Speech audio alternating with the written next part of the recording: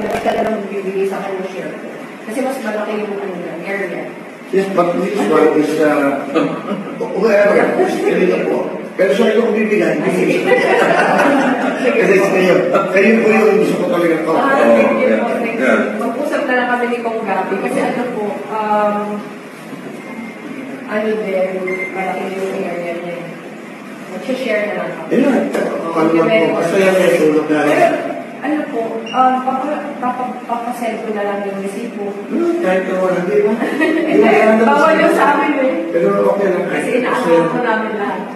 Kung kailangan pa, darating yung panahon na mas kailangan pa. Dito na lang. Hindi ako politiko. During the time that, during the time na maraming magyanahin mo naman. Ang binibigay ko naman, medyo, syempre, nakikita ko na mas ticket. Mas malaking pera.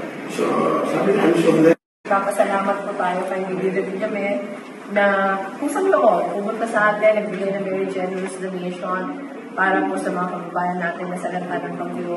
We are very much aware na ang tagal niya ng ginagawa ito quietly. Kaya sa amin naman po, sobrang grateful kami. Sobrang honored kami na nandito siya in person para ipaabot yung kanyang. And Kong, isa rin po ang distrito nyo sa, sabi po kanina ninyo, mag-share po kayo doon sa blessing. Kong? What's the question? Ayun po, yung pong mensahe lang po. Kaya kami, nagpapasalamat kami kay Senator Willie Revillame. Tamang sabi ni Vice President na first time namin siya nakita. Personally, talagang ang ginagawa niya, walang publicity. Tumutulong at natutuwa kami at nalaman namin ang kanyang mother ay taga-Naga. So, welcome sa Naga City. Ayan. Bakit, Sir Willie, bakit po Naga ang napili nyo? Una doon sa mga sinalanta ng Bagyong Christine, unang-unang nasa isip nyo, tulungan ng mga taga-Naga. Una nga, dito yung nanay ko. Hindi naman ako nalipinin ng lugar. Kung ano may masasalanta ng lahat ng Bagyo. Eh kung po pwedeng tulungan. Ang nakita ko sa news kasi, sa TV5 News ko, sa inyo, nakita ko yung talagang baha. Yung inabot ng mga rito. Doon, medyo talagang, sa una nga, yung nanay ko tiga rito. Kasi yung nanay ko may sakit ngayon. Parang sabi ko, nay, dadalawin ko yung lugar mo kung sa kapinaunang. And then, that's right, tumawag ng paraan.